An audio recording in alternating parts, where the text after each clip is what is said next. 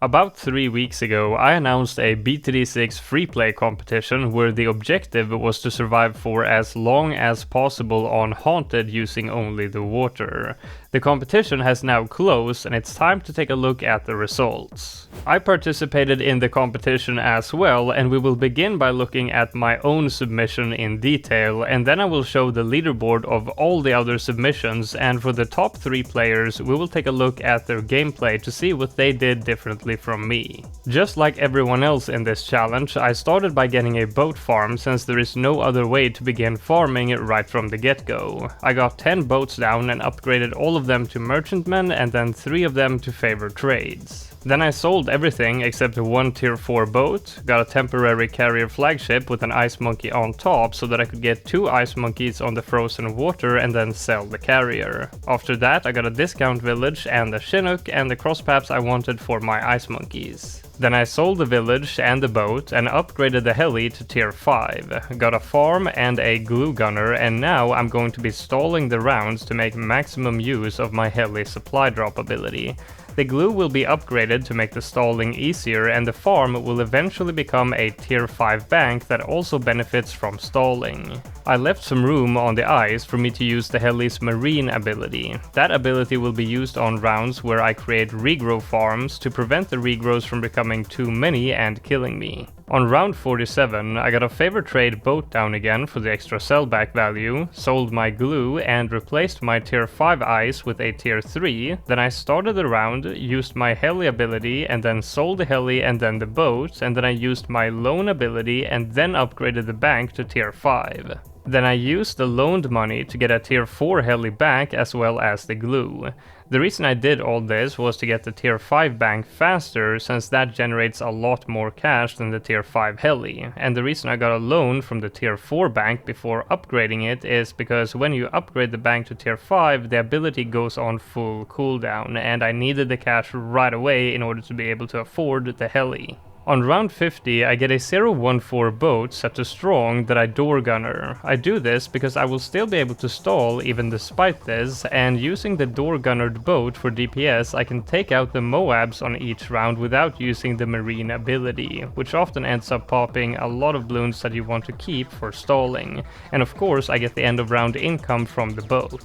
Towards the end of round 52, I place down an overclock so it comes off cooldown before the round ends, and then I sell my glue, take out the cash from the bank, buy a bloon trap, and then I start the round and use my heli ability and my bank ability, and then replace the heli with a banana central, which I overclock right away and then upgrade the trap to tier 5. This is the farming setup I will use up to round 100. I will continue to stall the rounds for the sake of the bank ability and also in order to get the ultra boost stacks on my farms sooner. After getting 10 stacks on the Banana Central, I was also able to get 10 stacks on the bank, despite having 100% uptime on the Central due to stalling. The stalling will now take place by simply moving the trap around and by using my Absolute Zero ability, and all the camo bloons will be decamoed by the Ultra Boost and also slowed down by the Ice Monkey, which is cross-pathed to see camo. Once I reach round 100, I sell my farms and get a temporary degree 20 nav arc, and then I get a TSG with max sacrifices in support and magic, and then I get a carrier with an ice monkey and a wizard, an ultra boost and an overclock on the nav arc, and then a spirit of the forest and a banana central. The TSG makes 10k per round from the support sacrifices, and I will get 10 stacks of ultra boost on the farm and then alternate the overclock and ultra boost on the farm so I can have 100% uptime on the farm while also adding stacks to my wizard and the carrier flagship. This is because I want to reach 16.2 million pops on them and get a high degree paragon without spending a lot of cash. Eventually, I replaced the overclock on the nav arc behind the TSG with a Sealy instead so that I can continue to survive for longer with this setup. On round 209, I sell the farm and the Spirit of the Forest to get a Flying Fortress and another Wizard and a Permabrew, again to get the pops quicker. On round 222, I sell the TSG and some other towers in range of the increased sellback from the nav arc and then the nav arc itself. Then I got a new nav arc and sacrificed just 17k in the cash slider to get a degree 70.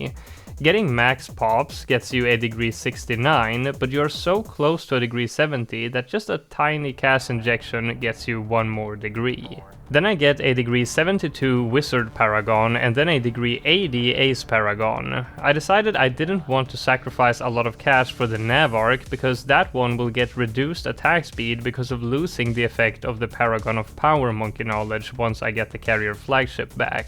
Meanwhile, the Ace will get buffed by the Nav Arc, so sacrificing cash to that one should be more effective. It's worth noting that the bonus damage you get every 20 degrees is only to bosses, so it doesn't matter in Freeplay. Also, Paragons require exponentially more power for higher degrees, and also the attack speed reward you gain with additional degrees becomes smaller and smaller. All this means that as you put in more and more cash, you get less and less damage for each dollar spent.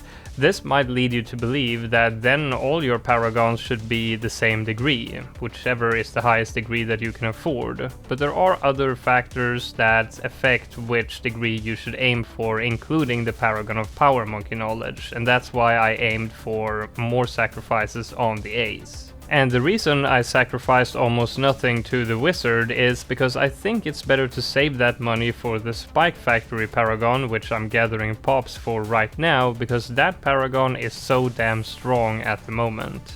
After saving up pops and continuing my farming for another 40 rounds, I go ahead and get a degree 80 Spike Factory Paragon, and then I get an Excel Trap, Grand Sabo, and a Moab Domination to save up pops for future Paragons, and an Energizer, which will later become my Sub-Paragon, which I will submerge for the decreased cooldown on my Paragon abilities. The other Paragons needs to be inside the range of the Sub-Paragon to get the decreased cooldowns, so the placement of it is important. I also got a Sniper and a Spirits of the Forest back to fill up some of the remaining space with cash generating towers, but the farming is beginning to reach its end here. I get my NG Paragon to degree 70, my Ninja Paragon to 70 as well, and my Boomerang Paragon to degree 21, and my Sub-Paragon to degree 1.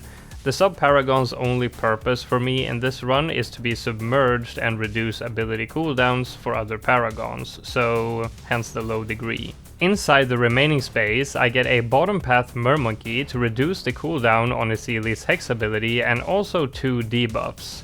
The debuffs won't help me very much with a strong Paragon only setup, but since I have my 2 debuffs and my Mermonkey right next to each other, I can sell those 3 towers later and replace them with a Legend of the Night without having to sell any of my Paragons. Now, here I made a bit of a mistake. I thought that since the Legend of the Night's Black Hole ability is on a global cooldown that can't be altered by selling and rebuying the tower, I thought that the cooldown would continue to wear off after selling the tower so that I could go back and forth between having the Legend of the Night and the 3 other towers, but apparently the tower does need to be on the map for the cooldown to continue to wear off, but I mean that did not end up mattering in this run anyway.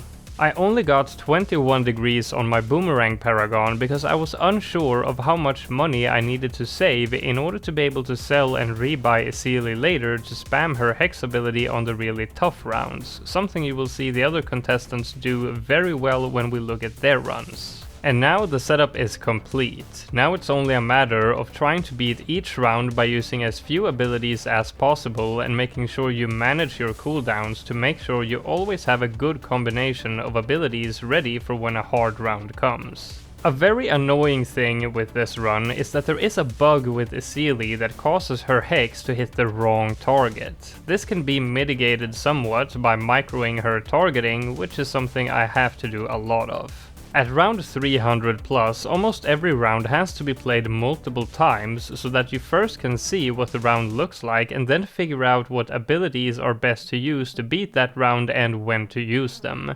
This causes the late game to be very time consuming, and I finished the last 100 plus rounds in one day, so the end game was really rushed for me. The Spike-Ageddon ability is insanely strong and is the most valuable Paragon ability out of all of them in the late game.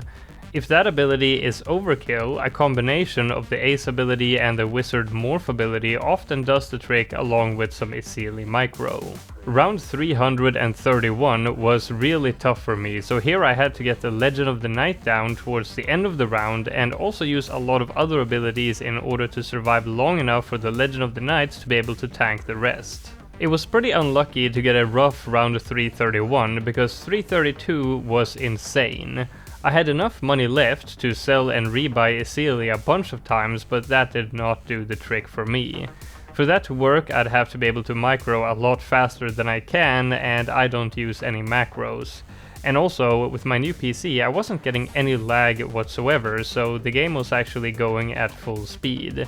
This is one of those moments where lag can actually be of help, especially to someone like me who is not very fast when it comes to micro, and so here is where my run ends. 332 rounds. Even though the endgame was a bit rushed, I'm still pretty satisfied. Now let's take a look at the leaderboard. First of all, thanks to everybody who submitted their games. We had a lot of fun and interesting discussions in the Discord around this event, so this is for sure something that we will do again sometime with a new type of challenge.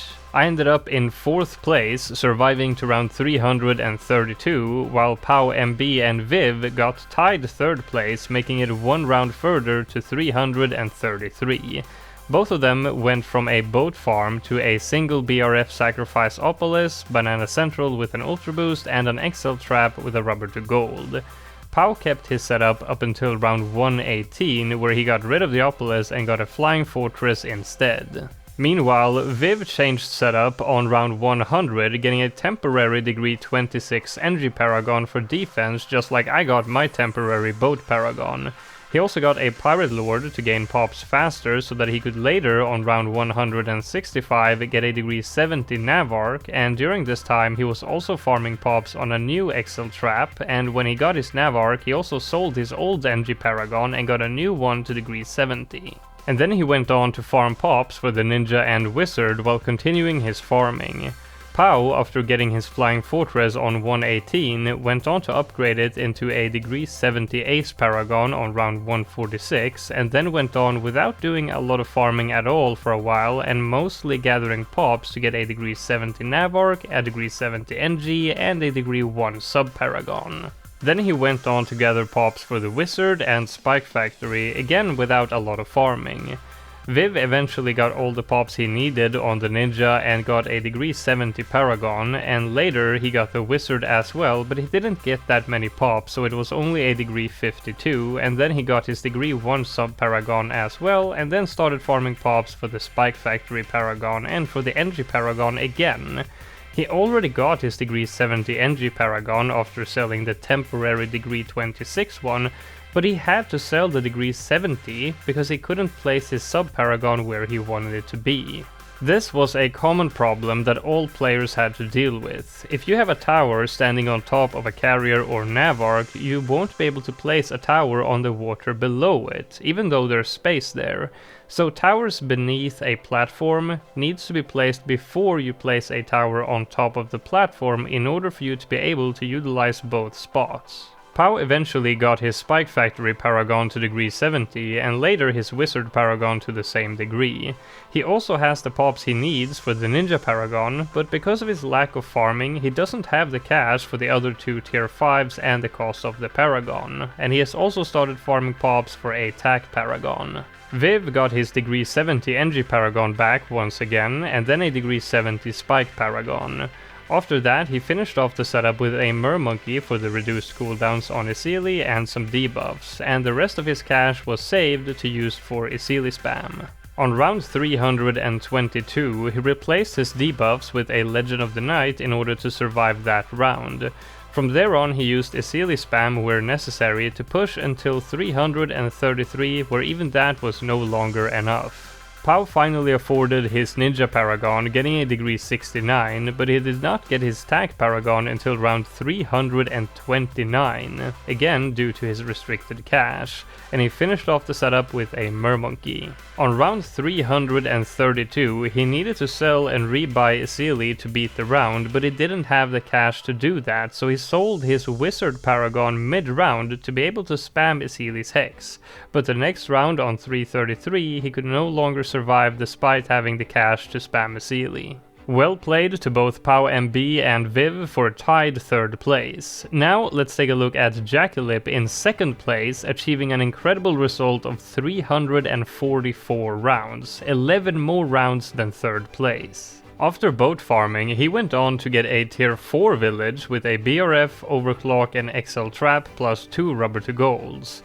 This got moved into a double BRF sacrifice Opolis with a Central and an Ultra Boost and an XL Trap with no less than 3 rubber to golds. After round 100, the farming setup changed into a support TSG and a temporary degree 4 Navark, Opolis, Central, Ultra Boost and Elite Sniper. He farmed with that setup for a good amount of time until he eventually sold the Sniper and Opolis for a Flying Fortress to gather some pops. Once he had all the pops he needed, he sold everything and made a degree 69 Ace Paragon and then started gathering pops for the boat, meanwhile having pretty minimal farming. On round 196, he got the Navark to degree 69 and the Sub Paragon to degree 33. He then got a maxed out TSG and went on to gather pops for the Tac Paragon and Ninja Paragon, and he also uses a Homeland Defense and a Permabrew to get it done quicker. Eventually, he got a degree 84 Tac Paragon and starts working on the Spike Factory next, and a few rounds later he gets it to degree 69 and the same degree for the Ninja Paragon and begins working on the NG and Wizard next. The NG ended up as a degree 69 and the Wizard as a degree 76, and that's the setup done. Other than the Paragons, he has a Sealy, a Carrier Flagship, Absolute Zero, and an Ultra Boost, and he has chosen to not save any cash for his Sealy rebuys. And on round 338, that became a problem as he ran out of cash for his Sealy spam. At that point, he's forced to start tearing down his own setup, slowly selling towers in order to afford more Sealy spam. But the more towers he sells, the less damage he has, which causes him to need more Sealy spam, which causes him to need to sell more towers, and so it becomes clear that the end of the game is near. On round 344, his Spike Paragon and NG Paragon are both gone, along with his TSG and Ultra Boost. He tries to sell his Wizard Paragon mid-round to afford more Sealy rebuys, but it's no longer enough. A big congratulations to Jackalip for reaching a strong 2nd place. Now onto the number 1 spot with Dogs, reaching a staggering 351 rounds. He began by switching from boat farming to a similar setup as I had, but he started with 2 helis before switching one out for the tier 5 bank. But here is where he did something very different than anyone else. Dogs worked together with 2 other players to figure out the early game farming. The tier 5 bank ability can normally only be used 2 times per round, but he sold the bank after using it twice and then rebought it to be able to use it 2 more times per round, which is where it maxes out. This has to be done fairly fast in order for it to work, and you need to have the bank off cooldown when the round starts and use each ability instantly and then sell and rebuy the bank within about 5 seconds. Otherwise you might only be able to get 3 uses before it stops working. He also ultra boosted his Absolute Zero in order to be able to perma-stall Zebra Bloons, making this strat more effective. Later he also got a Bloon Crust to keep this strategy going for even longer. And boy did he keep at this for a long time. Anytime he would run into a round that he couldn't defend, like 119, he simply got a tower to beat that one round and then went back to the same strategy. Eventually, he got a degree 46 NG Paragon and a Sealy to help him defend the rounds, but even nearing round 200, he was still using the same farming strat and stalled the rounds to use the bank ability 4 times per round. This led to him having nearly 7 million in cash by round 200. It wasn't until a few rounds after that he changed his setup for real. After getting some pops on a flying fortress, he got a degree 70 ace paragon, a degree 1 sub, and a maxed out temple. Then he began gathering pops for his boat paragon, which he got to degree 68, and then he moved on to do the same for the rest of his towers. He got the spike paragon to degree 69, ninja degree 69, wizard degree 62, NG degree 69, and lastly a boomer paragon degree 6. And now the setup is complete. Other than the paragons, he has a TSG, Ultra Boost, Isili, Carrier, and Absolute Zero. Him holding on to his cash so hard that he doesn't invest any cash into any of his sacrifices, not even into the Boomer Paragon to get it up to like degree 20 or something, really speaks as to what he has in mind with his money. He's planning to use all of this cash for Isili spam. In order to use Isili spam late game, you gotta be able to do it pretty fast, and to spam Isili faster without using a macro, you can use all 3 upgrade hotkeys at the same time. Any upgrade hotkey will work when upgrading a hero, and since you need 20 upgrades per rebuy, this allows you to do it a lot faster. He kept going at it like this all the way to 350, where he ran out of cash and was forced to sell his sub-paragon to continue doing rebuys to beat the round. But finally, on round 351, it was over. A big congratulations to Dogs for taking home the #1 spot. We really got a lot of impressive submissions, and I really enjoyed all of the discussions in the Discord surrounding this event. It's been a while since I myself took a run this seriously, and it was very fun, but it also sort of takes your breath away a bit with the amount of effort it takes. We're definitely doing this again sometime. It's not going to be very often, like some people suggested of making it into a monthly thing, but I promise we will do it again sometime with a brand new challenge in a new game mode with new interesting restrictions. Anyway, leave a like for the insane effort put in by all the players, and I will see you in the next one.